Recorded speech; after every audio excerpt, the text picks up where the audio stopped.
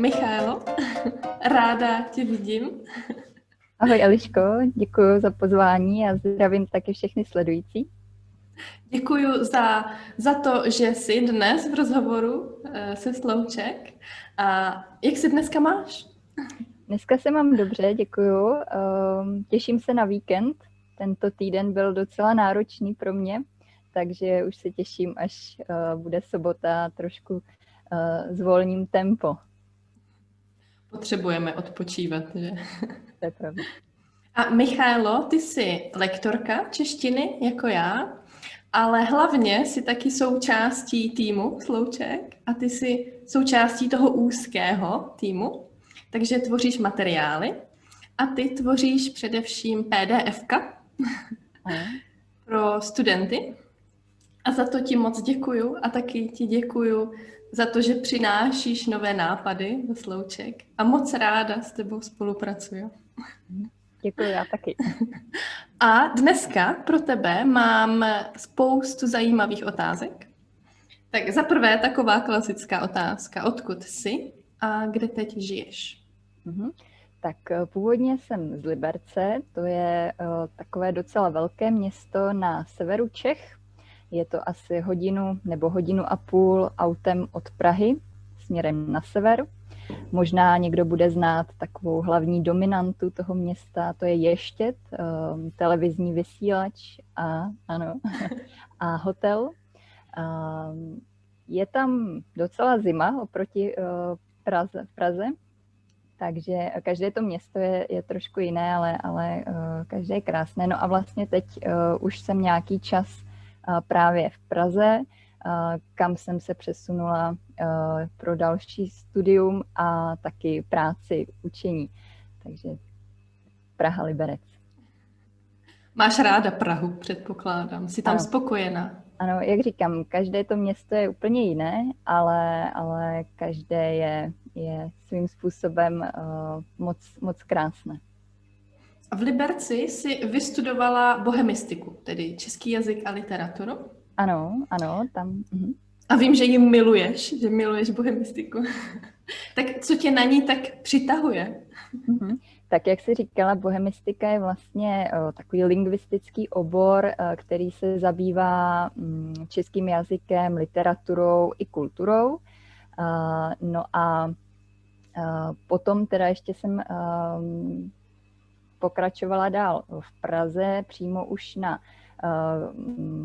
učitelství češtiny jako cizího jazyka, které je více takové praktické. Ta bohemistika je spíše taková ta vědecká, ale já jsem se rozhodla, že spíš pro mě bude víc lepší cesta ta učitelská, takže zaměřila jsem se potom už konkrétně na to učitelství češtiny pro nerodilé mluvčí. No ale co mám ráda, nebo co mě přitahuje na té bohemistice, tak to je vlastně jak odpověď. Vlastně všechno, je to vlastně můj rodný jazyk, takže myslím, že každý by měl vědět něco víc o svém rodném jazyce. Ideálně nejenom, že je to vlastně jeho nějaký podvědomý komunikační nástroj, kterým se domluví, dorozumí s ostatními, ale myslím, že je zajímavé, je to vlastně součást nás, takže je zajímavé o tom něco vědět víc a taky mi to pomáhá potom v té praxi, když učím studenty, tak dokážu předvídat třeba jejich nějaké problematické oblasti, kde by mohli mít problém nebo s čím by mohli mít problém. A je dobré o tom vědět i něco teoreticky, o té struktuře jazyka nebo o tom, jak to funguje, o tom systému. Takže to hodně pomáhá potom pro tu samotnou výuku, pro učení a vlastně i třeba čeština jako slovanský jazyk, tak potom, když máme nějaké slovanské studenty, tak zase to hodně pomůže v těch rozdílech a člověk nebo ten učitel, lektor, tutor, to nemusí zjišťovat až na té hodině vlastně, že je jako sám překvapený, co všechno ten jazyk obsahuje, protože jako rodilí mluvčí si to třeba ani neuvědomujeme Takže to mi dalo hodně dobrý základ, právě to studium toho jazyka. Se vším souhlasím. A ty jsi říkala, že jsi začala potom učit češtinu pro cizince. A ty jsi taky učila na španělské univerzitě. Učila jsi tam češtinu pro cizince nebo češtinu pro Španěly nebo španělštinu? Ne, španělštinu jsem neučila. A učila jsem češtinu, jak říkáš, na univerzitě. Bylo to v rámci právě toho magisterského studia jako stáž, kam jsem odjela na, myslím, asi 4 měsíce. A původně tedy jsem měla letět někam jinam. Měla jsem letět původně do české školy v Chicagu, ale to je taková dlouhá historka, vtipná docela, ale bohužel to nemáme na to dnes úplně čas, abych ji celou říkala. Takže příště. To třeba někdy příště. Takže nakonec jsem letěla do Španělska, protože asi možná někdo ví, že po celém světě existují různá česká centra nebo české školy, kde můžeme vyučovat češtinu, což mi přijde perfektní, že můžeme takhle šířit ten náš krásný jazyk mezi ostatní, nejenom v té České republice. A ano, takže jsem tam měla skupinu vlastně několika, všechno to byly studentky, všechno to byly Španělky a studovali obor překladatelství a tlumočnictví, takže se zabývali právě jazyky a češtinu měli jako volitelný, dobrovolný předmět k tomu svému studiu francouzštiny, angličtiny, španělštiny třeba. Takže to byla taky skvělá zkušenost, vlastně jiný způsob výuky, práce, zase každý ten typ těch kurzů je úplně jiný, takže tam jsem získala zase zkušenost z jiného typu toho kurzu. A jak je to jiné oproti tomu, co učíš teď? Teď učíš online, individuály a učíš taky skupiny? A je to úplně jiné, když učíš ve Španělsku v Českém centru?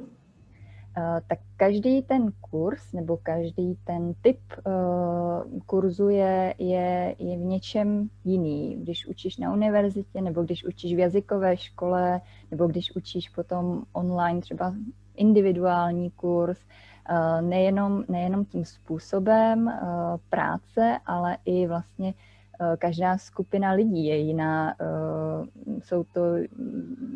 To jsou studenti, nebo už jsou to dospělí a i osobnostně, každý je jiný, takže není stejná skupina, kde by se dal aplikovat nějaký stejný postup, vlastně jedna metoda, kterou můžu, nebo která funguje v jedné skupině, tak nemusí fungovat v té druhé a naopak. Takže je to hodně individuální, hodně o tom zjistit, jaký je ten člověk naproti mě a co chce, co potřebuje, co má rád a jaký styl mu vyhovuje, taky jaký je typ třeba, jak se učí. A je to opravdu takové komplexní téma, které je nejdřív na začátku každého toho kurzu dobré zjistit a potom vybrat nějaký ten styl, nějaký ten způsob toho učení se. Zase souhlasím. Já jenom můžu souhlasit, protože vím, že ty jsi skvělá lektorka, máš skvělé metody, skvělé nápady a učíš už dlouho a jak jsi říkala, ty se umíš adaptovat, protože jsi učila hodně různých kurzů a to je, jak říkáš, hodně důležité. Ale mám pro tebe další otázku. Co tě na tom baví? Co tě baví na češtině pro cizince? Co je zajímavé pro tebe osobně? Tak při té výuce, co mě baví nejvíc, tak já třeba mám takový oblíbený způsob učení, kdy si se studenty nastavíme nebo předem si vybereme, domluvíme se na nějakých tématech, která budeme probírat, o kterých se budeme bavit, budeme diskutovat. A nejenom diskutovat, ale i dělat různá cvičení nebo číst texty, které s tím tématem souvisí. A i zapojuju ráda studenty, aby to nebylo jenom takové frontální ode mě, ale i studenti by si měli ideálně na to téma, které si vyberou, připravit pro ostatní, pokud je to nějaká skupina a ne individuál, tak pro ostatní by si měli připravit nějakou třeba prezentaci nebo kvíz nebo nějaké cvičení, otázky ideálně taky. A ta hodina by vlastně neměla být moje, ale měla by to být hodina toho studenta ideálně. A potom jenom ráda pozoruju, jak spolu mluví česky, jak spolu diskutují, ptají se vzájemně na otázky a třeba se i hádají, že takhle ne, takhle je to, já to mám jinak, nebo já si myslím něco jiného, tak to je potom perfektní sledovat.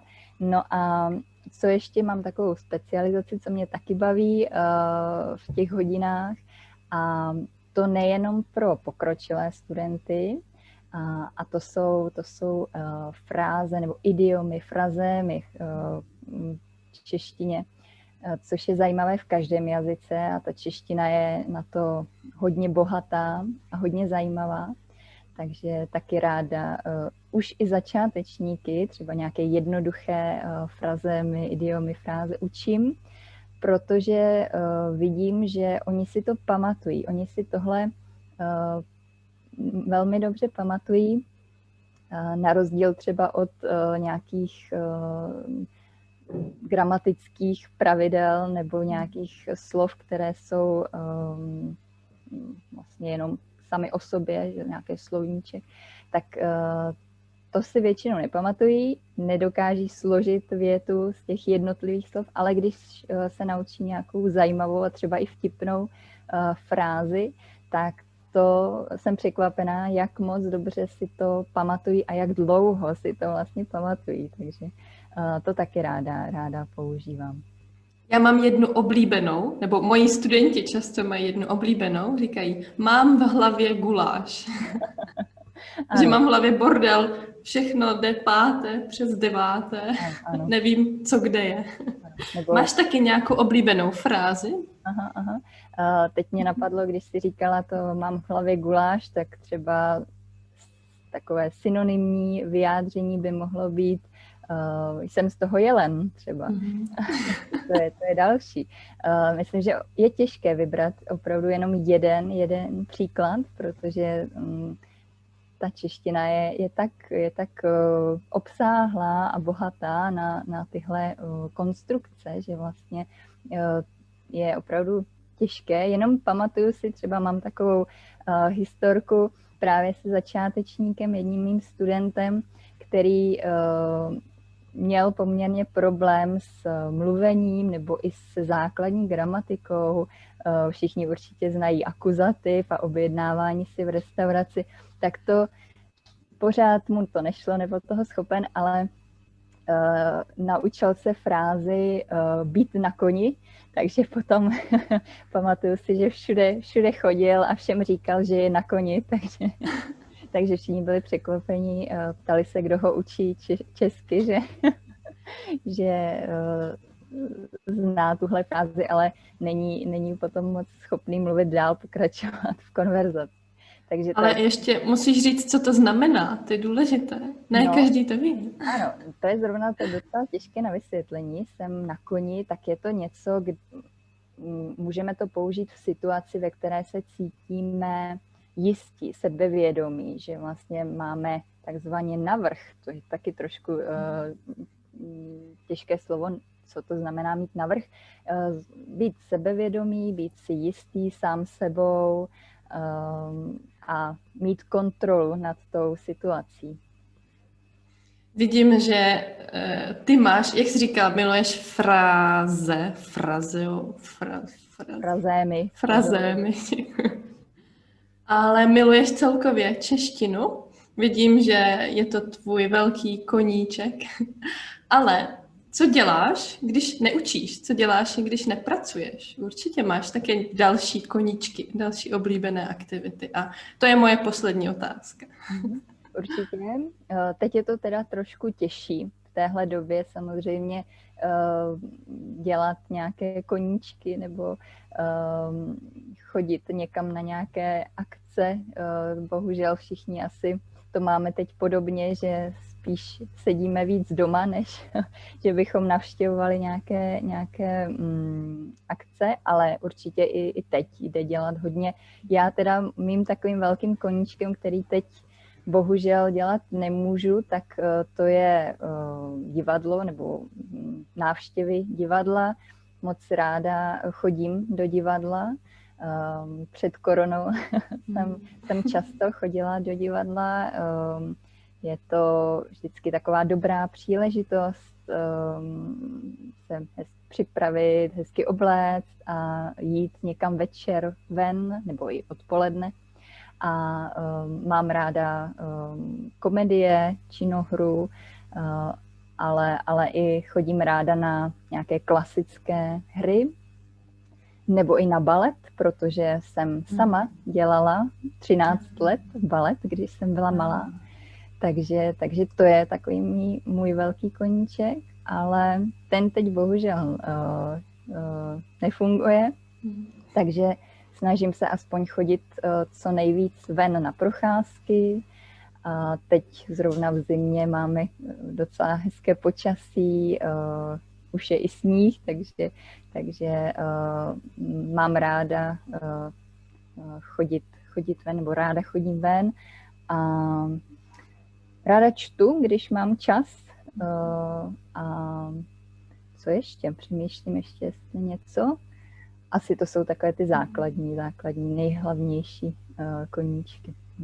Teď nemáme moc velký výběr. Můžeš dělat divadlo, nebo dívat se na hry v divadle online. To je pravda. Napadá mě teď, když zmiňuješ to online, tak možná i jako doporučení pro sledující, pokud někdo studuje češtinu a hledá nějaký zdroj a taky má rád divadlo nebo divadelní hry, tak doporučuji divadlo Járy Cimrmana, které normálně je na Žižkově v Praze, ale to je teď zavřené. Ale na YouTube můžete najít hodně her, které jsou kompletní v celé délce a dokonce pro ty, kteří třeba tolik nerozumí ještě česky, tak existuje i anglická sekce toho divadla, kde ty některé vybrané hry jsou i v angličtině. To je takový můj poslední tip. Takže divadlo Járy Cimrmana online. Ano. No moc děkuji a děkujeme za doporučení, Michaelo. A ještě jednou moc ti děkuji za rozhovor a moc děkuji za to, že jsi součástí Slouček. Myslím od května, června 2020.